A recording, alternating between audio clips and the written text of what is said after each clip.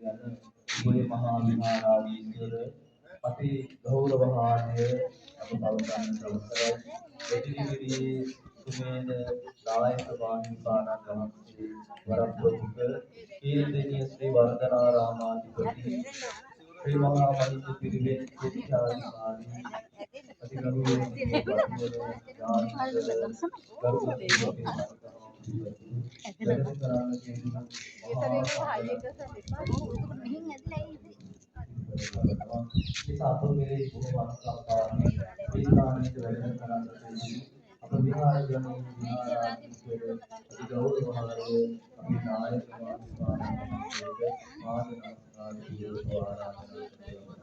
මේ සාමිච්චාදී